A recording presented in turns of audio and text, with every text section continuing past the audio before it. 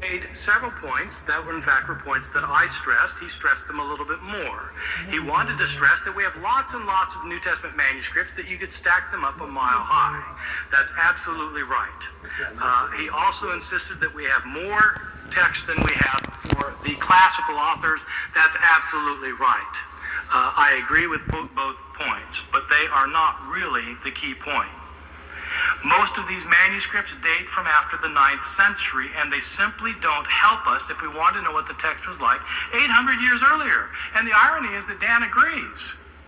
Dan has written numerous articles arguing that these late manuscripts are not accurate representations of the original text, as he calls it. If we want to know the original text, we need early manuscripts.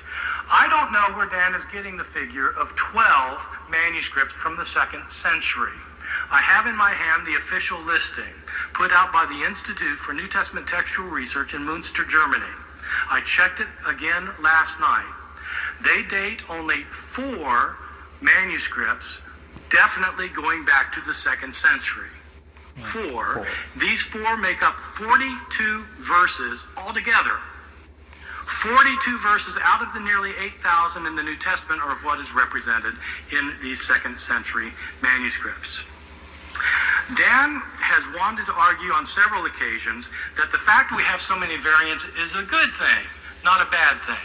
I don't buy it.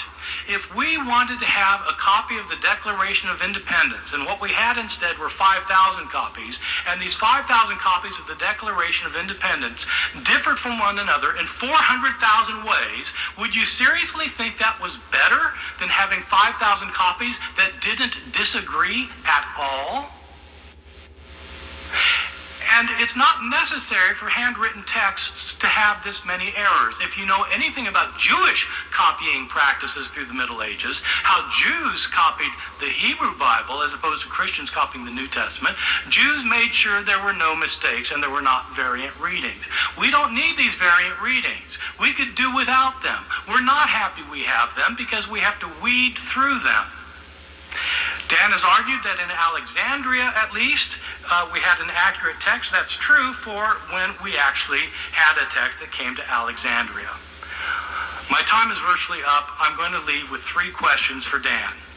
First, I want him to answer the question that I raised throughout my talk.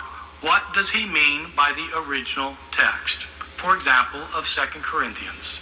Second, some of the worst scribes on record were the earliest scribes. Everybody agrees on this. How good then were the scribes copying texts before the worst scribes?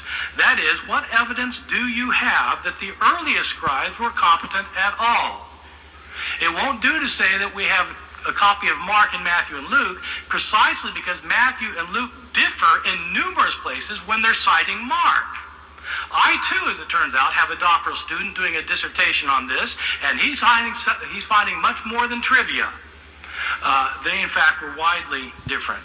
My third question, how do we know that our earliest surviving manuscripts were based on highly accurate copies instead of truly awful ones that were full of accidental and intentional changes? What is the evidence? Thank you very much.